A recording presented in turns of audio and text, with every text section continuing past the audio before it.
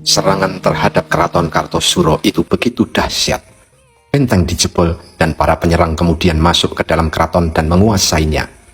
Peristiwa itulah yang kemudian disebut Geger Pecinan.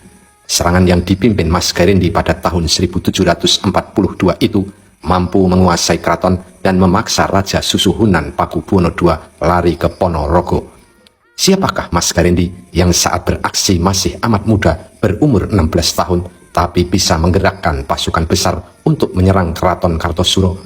Lalu kenapa ia lekat juga dengan identitas Sunan Kuning? Keraton Kartosuro didirikan oleh Amangkurat II setelah keraton Mataram Islam sebelumnya dipeleret hancur oleh serangan pasukan Trunojoyo. Keraton Kartosuro dipakai sebagai pusat kerajaan Mataram sejak 11 September 1680. Setelah Amangkurat II wafat pada tahun 1703, posisinya digantikan oleh putra satu-satunya dari permaisuri, Raden Mas Sutikno. Ia bergelar Amangkurat III. Suksesi ini memunculkan pro dan kontra yang memanas. Menurut Babat Tanah Jawi, sebenarnya yang mendapat restu menjadi raja adalah adik Amangkurat II, yakni Pangeran Puger, dan dukungan kepada Pangeran Puger terus mengalir. Merasa terancam, Amangkurat III kemudian mengurung keluarga Pangeran Puger. Atas pertolongan Patih Sumobroto, Pangeran Puger dan keluarga berhasil lolos dan lari ke Semarang. Di sana, ia mendapat bantuan VOC untuk naik tahta. Pangeran Puger kemudian dinobatkan sebagai raja dengan gelar Pakubuwono I. Perebutan keraton Kartosuro pun kemudian terjadi. Inilah yang disebut perang suksesi pertama di dinasti Mataram.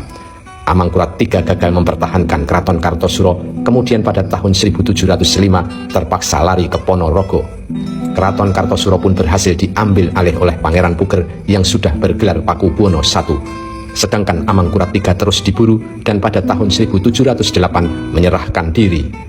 Pakubuwono I bertahta sampai tahun 1719.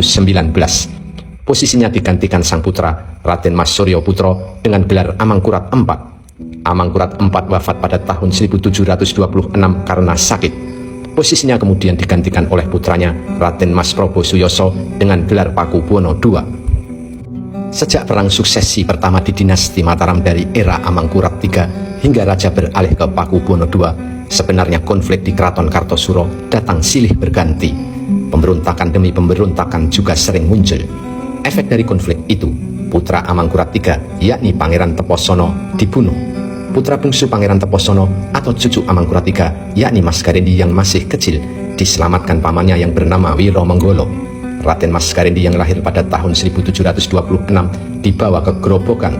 Sesampainya di Grobogan, rombongan pelarian dari Kartosuro kemudian bertemu dengan keluarga Tionghoa Tan Hetik. Keluarga Tionghoa tersebut kemudian memungut Raden Mas Garendi sebagai anak angkat. Dalam Babat Kartosuro II dijelaskan, Raden Mas Garendi tumbuh menjadi seorang pemuda yang rupawan dan populer. Ia juga pemberani dan berkarakter kuat. Menyaksikan konflik di Kartosuro, Mas Garendi juga tumbuh dengan semangat militansi tinggi. Apalagi ia tahu sejarah bahwa kakeknya, Amangkurat III, dikudeta dari tahtanya sebagai Raja Mataram. Lalu, ayah Mas Garendi, Pangeran Teposono, kemudian dibunuh akibat konflik keraton.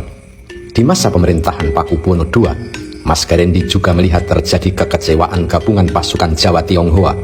Sebab Pakubuwono II yang tadinya pro pasukan gabungan Jawa Tionghoa dalam melawan VOC, tiba-tiba berbalik pro VOC. Pada tanggal 6 April 1742, pasukan gabungan Jawa Tionghoa menobatkan Mas Garendi sebagai raja dengan gelar Sunan Amangkurat V Senopati ing Alogo Abdurrahman Sayyidin Panoto Gomo. Penobatan itu dilakukan di Kabupaten Pati. Pasukan gabungan Jawa Tionghoa yang kemudian dipimpin Mas Garendi juga mendapat dukungan dari Patih Notokusumo serta Tumenggung Mangun Oneng. Segera setelah itu, pasukan gabungan Jawa Tionghoa yang dipimpin Mas Garendi menuju Kartosuro. Pada Juni 1742, mereka menyerang keraton Kartosuro dengan begitu hebat. Benteng keraton sebelah utara dijebol.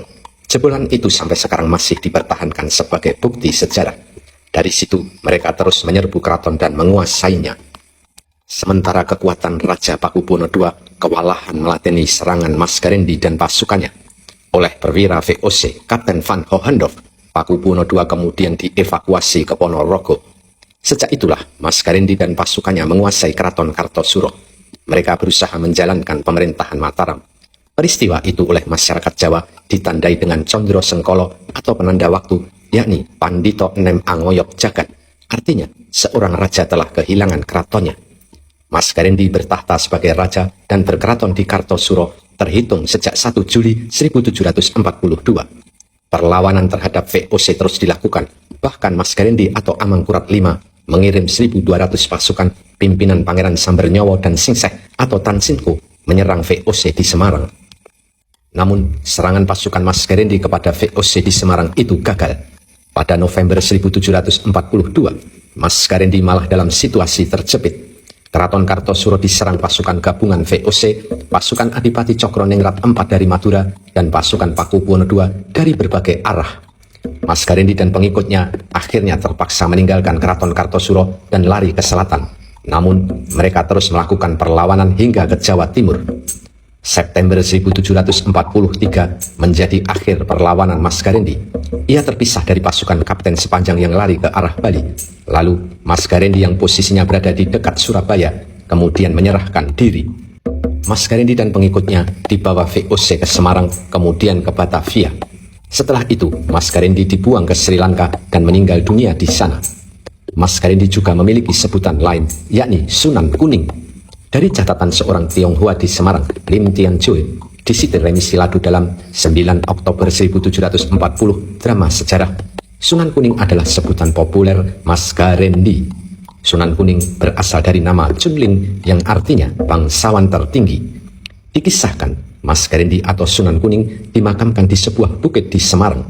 Nah, di sekitar makam Sunan Kuning itu, sejak pertengahan tahun 1960-an menjadi kawasan lokalisasi. Sehingga sejak tahun 1960-an menyebut Sunan Kuning kemudian identik dengan lokalisasi di daerah Semarang. Padahal lokalisasi itu sebelumnya bernama Argorejo. Ada versi kisah lain tentang asal nama Sunan Kuning yang dimakamkan di Semarang itu. Menurut versi ini, Sunan Kuning berasal dari nama Sun Ang Ing, tokoh yang menyebarkan agama Islam di daerah Semarang. Terlepas dari perbedaan itu, Mas Garendi memang juga memiliki sebutan populer Sunan Kuning. Dan itulah kisah Mas Garendi, sang pemberontak yang merupakan cucu Amangkurat III dan putra bungsu Pangeran Teposono yang sempat menguasai Keraton Kartosuro di masa pemerintahan Pakubuwono II.